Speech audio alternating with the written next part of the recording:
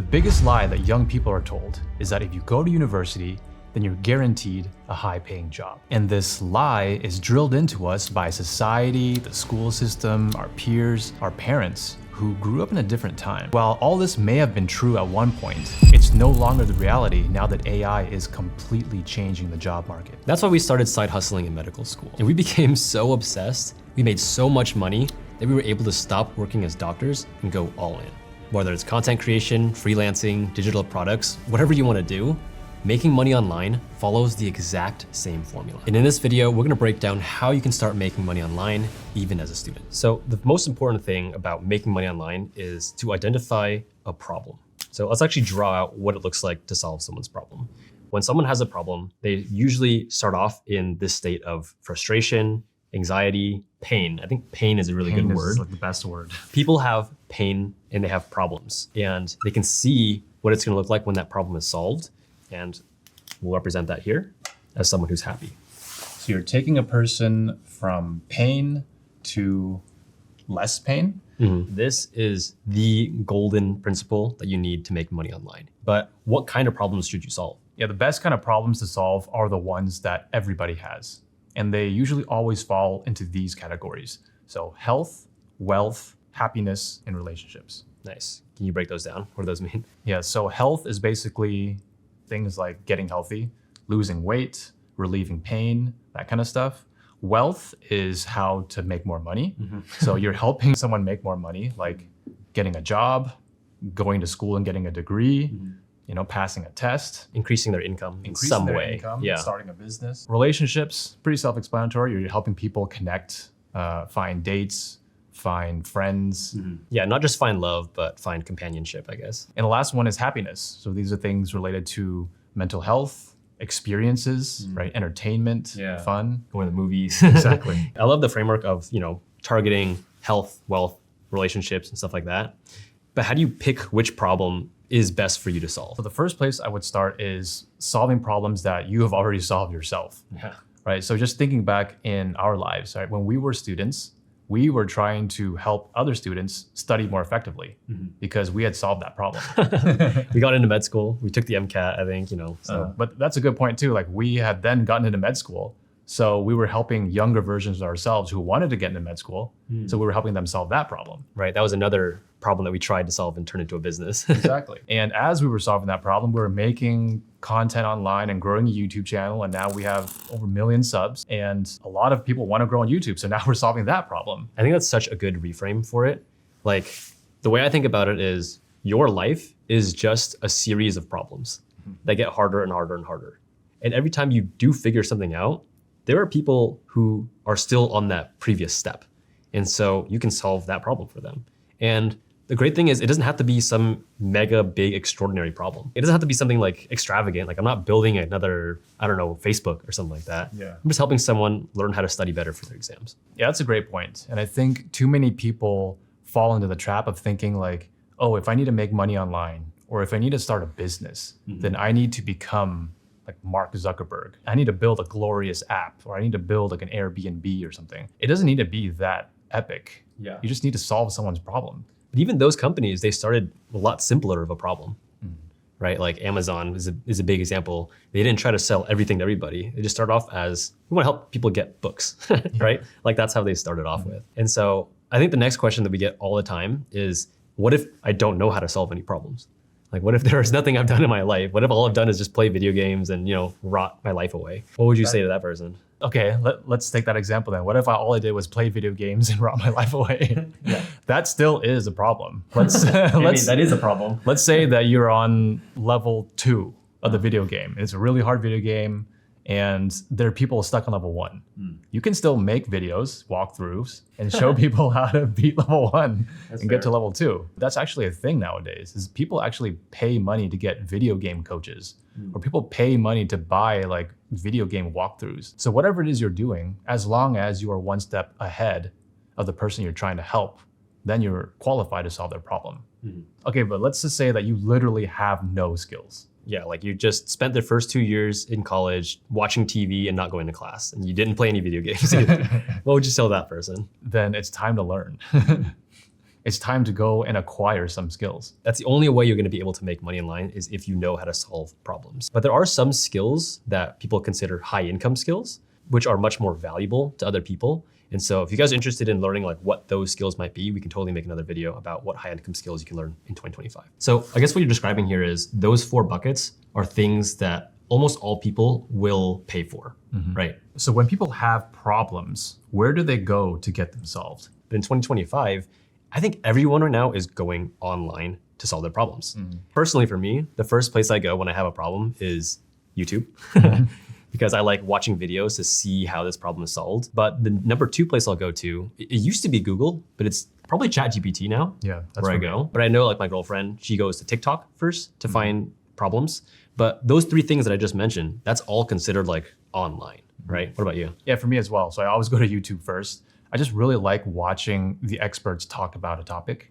And usually when I'm trying to go deep on a topic, YouTube has podcasts that I'll just put on the background. And if I'm looking for a specific expert, I can also sometimes check Instagram or LinkedIn or something like that too. Ooh, LinkedIn's a good one. Yeah. I think when we were trying to get into med school, like Dad was helping us look for like a med school application coach or something. And he was like looking on LinkedIn and Facebook or something. Yeah. Point is, people are now going online to find ways to solve problems that they have. So the next question becomes, how do you become the thing that they find? How do you become the person that they find? Because that's how you're gonna make money online. So when someone goes and searches for their problem, for example, how do I lose weight or how do I get into medical school? You wanna be in the search results. You wanna pop up. I mean, in general, there's 2 ways that you can be found. Either they find you or you find them. It's like a game of cat and mouse. Yeah, so the way that they find you, for example, is if they search their problem in the search bar, like how do I lose weight or how do I get into medical school? You are the one that pops up. The way that you find them is that you know where they hang out and you go and message them. So if you have their email, that's like the most direct way. But if you find their social media account, then you can send them a DM.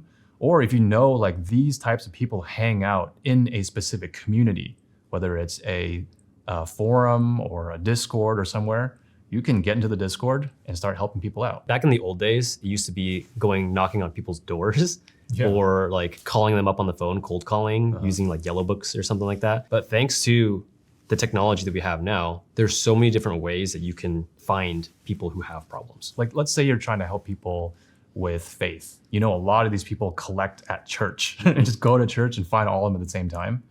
Or the way for people to find you is if, for example, you put up a giant billboard or you just put up posts like in the park or in a community center, or you can put an ad in the paper, right? There's many ways for you to get to them and they to get to you. I think it's a really, really important point, which is a perfect segue into the next part of the framework here. Like now that you have someone's attention, which was basically what we're talking about, like getting someone's attention, how do we get them to actually respond to you and engage with you? Basically, you have to communicate with them that you know how to solve their problem, which means you have to have a really good promise. You need to promise to them that you can actually solve their problem. I think promise can be a little bit abstract. I think we should do an example as we go through this. What is a problem that we are trying to solve in our business right now? Okay, well, right now, I think thumbnails for our YouTube videos Yes. is a big problem. Since you're the one going out and trying to solve this problem for us, like you're looking for a person to do thumbnails, what kind of promises are you looking for? So a lot of places. I usually go where all the graphic designers and artists hang out. Okay. So these are job sites like Fiverr, Upwork, YouTube Jobs. I mean, I can just name a bunch, but the point is I'm going where I know I can find someone. So I go on these websites, but there are just so many artists and graphic designers. Like they can all potentially help me with thumbnails, but how do I pick the right person? And it's usually the one with the best promise. Okay. So I think the best way to show this is, let's just say there's 2 different people and they both have different promises. This person is going to promise to teach me how to do thumbnails. And this person is just gonna do it for me. So how do I pick between these 2 different promises? Well, I'm gonna go with this guy. And the reason is because I don't want to be doing the thumbnails. I need someone else to do it for me. We're leading the team. We have to be spending more time doing other things like growing the business. That's why I would not go with this guy. I don't need someone to teach me how to do thumbnails. But that's not to say that this guy's promise is worthless. Like if you wanted to learn thumbnails so that you can become a good thumbnail designer, then yeah, this promise is probably better. You don't want someone to do it for you, right? So what I'm trying to say is that the better promise is just the one that's more specific to you. I like that you said that because both these guys probably do know how to do thumbnails pretty well, but they're promising something different. And what's more attractive of a promise is the one that you are looking for. You identify that you want someone to just do the thumbnails for you. But I assume, because I've been on Upwork and Fiverr before, there's probably not just one guy doing it. There's probably like, I don't know, like 10, 20 people who you have to sift through, right? Who can all just do it for you. I'm sure they'd all love to do it for you. So what's the next step here? How do you decide which one of these guys you want to work with? This happens all the time. So what I have to end up doing is I have to investigate each one of these people and figure out who can help me solve my problem most reliably, who can get the job done, who can get it done the fastest, who has the most skills. All of this together is basically proof. So I'm looking for the person with the most proof that they can help me solve my problem. Let's say I look at this person next, and this person has only made one thumbnail ever in their entire life. Okay. That does not give me a lot of confidence. So I will probably not go with that person. Okay. Let's say I look at this person's portfolio, and this person has made 1,000 thumbnails, but all those thumbnails are just in a completely different niche, right? Like let's say we're looking for thumbnails for like YouTube education or something, and this person makes tons of like travel related thumbnails or cooking video related thumbnails. I don't need that stuff. So even though you have a lot of experience, you have the wrong experience. Okay. So don't need that either. Let's say that I investigate this person and their portfolio says that they only get the job done 80% of the time, which I've seen quite a bit. Really? Yeah, it's very common in the creator economy. It's like a lot of people just lack professionalism. They say they'll do something and they just don't follow through. Like, I don't want to waste my time. I don't want to take that risk. So Seems unreliable. yeah, just unprofessional. But then I look at this person, right? They have a lot of experience. They've made a lot of thumbnails, the exact thumbnails that I'm looking for. Maybe they've even worked for the exact people who are our exact competitors. So it's a great match. They get 100% of their jobs done, and they just have the best customer reviews. Everyone's raving about how wonderful it was to work with them. That is a person with the most proof. I love that you're saying this again because it ties back to what we just talked about before, which is how important specificity is. Because all of these people here, of all the ones you wanted to pick the person who had the ability to solve your specific problem. Who do you trust the most is going to make you a good thumbnail? Yeah. And that's going to give you confidence in the fact that, okay, they are actually going to help me solve my problem. These guys here who don't have good proof that you're looking for, you don't feel confident, you don't trust them that they're going to help you get you from here to here. So that's why proof is like the most important of these three things. But the problem is if you are just starting out, it's really hard to have proof. Like what kind of results do you have if you've never worked with a client before? If you've never made thumbnails, like that one guy down there, like how do you get better proof? Yeah, so I've actually hired someone before who had no experience, but the way they got me was they said, hey, I'll just make these thumbnails for you for free. Like I've already seen all the thumbnails on your channel. I will make it in the exact same style and I will deliver it really fast. And you'll only pay me if you're happy with it. And I was like, okay, I mean, I'm not gonna say no to that. So they got to work and it turned out like actually pretty great. I also looked at this other guy and in his portfolio, he had made thumbnails for all the other competitors in our space. And I asked him like, hey, have you actually worked for like these people before? Like, dang, these are good. He said, no, I've never worked for them, but I made those thumbnails to pitch to them. And they said no, but I still had all the experience in making the thumbnail. And I was like, oh, okay, well, the thumbnails look great. Even though you haven't worked for them before, this is proof that you know what you're doing. So I hired someone like that as well. You just gotta do the work. And you just have to have the mindset of, you don't need permission, right? You don't need someone to pay you to do the work. You can just go out there and get the job done, and that's how you build up your experience. But obviously, not everybody is going to start from zero. Like there are gonna be those of you out there who already have great experience, or you already have something under your belt. You still need proof to show people that you can't do it. So proof is very important. And in this age, one of the best ways to start building up proof or your public portfolio is to make content, is to document yourself doing it, or is to show people that you can do it by talking about it. So once you've identified these 3 things, what's the problem you're gonna solve? What's the promise you can make to get that problem solved, and then start building up your proof? That is when finally you get to this last step here. Yeah, if you get good enough at solving the problem, then people will pay you, and this is how you can make profit and make money online. And what I love about this framework here is it works for, like we said, literally anything you want to do online, whether it's drop shipping, whether it's digital products, making content, like freelancing, all of it revolves around this. This is a fundamental principle of business. So if you wanted to get started with this right now, what do you think is the best thing you can do? So obviously all of this seems like it's a lot of work, but there is one thing that you can do that will actually help you with every single step of the journey all at the same time.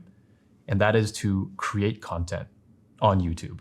So we may be a little biased, but based on the trends, the data, what's going on right now, YouTube is definitely the best place. So when you're talking about education, YouTube is the #1 platform where people go to learn deeply about something, not just to look something up, but just to go deep. And in comparison to all the other platforms, YouTube is #1 for podcasts, #1 for television. It even has more short form views than TikTok and Instagram combined. What you're saying is there's a lot of attention on YouTube. Exactly. And that's where people are going to solve their problems. Yeah. I saw another study recently that said 87% of people trust YouTube videos as truthful product reviews. People go to YouTube for truthful information for buying decisions. So they're ready to spend money because of YouTube videos. But I think one of the most powerful aspects of YouTube is that it allows you to become 3-dimensional to your customers, meaning that your customers see you show up on camera with your face, with your voice, the way you teach. They see you demonstrating how you do your craft, showing that you can solve your problems. Everything is right there for people to see and trust. And YouTube is one of the only platforms where if you continue doing that over time, every piece of content actually builds a portfolio that compounds over time. Like if you think about TikTok or Instagram, right? If you post a short, it's gone the next day. People watch it for like 5 seconds and it's gone. Most people don't even remember the creator of the TikTok. Yeah. Whereas for YouTube, we have videos that are still being searched and found 3, 4, 5 years later that are still making money, that can still be discovered and even blow up years later. Well, let's zoom back out a bit, because other than just making money online, if you still want to find a job, YouTube is still the best place to help you find a job. Let's say that you're really good at writing, really good at building apps. You have a YouTube channel that shows proof that you do that, the companies will find you and they will hire you directly from YouTube. I mean, that's literally why we are sitting in this room right now, because we have made content about YouTube education and we were recruited by this YouTube company. Your YouTube channel is going to be the resume of the future. Like think about your CV or your resume. It's so easy to just fake nowadays. You can fake where you go to school, you can fake your experiences, you can put your friends' phone numbers down for fake references, but you can't fake the content that you make on YouTube if you show up with your face and you genuinely demonstrate your skills. You can't fake your social following. You can't fake your followers. You can't fake the comments. I mean, technically you can buy bots and everything, but people see through that like pretty quickly. Yeah. So my point being that your public portfolio on YouTube is your insurance policy for any jobs in the future. And at the same time, you know, maybe you're gonna be like us and just fall in love with YouTube. You know, making content's also like really fun. Follow these steps, I guarantee you will be successful and you will make money online. So if you think that YouTube will be helpful for you, then that's our specialty. That's what we help you do. And if you want to work with us, then just check the links below.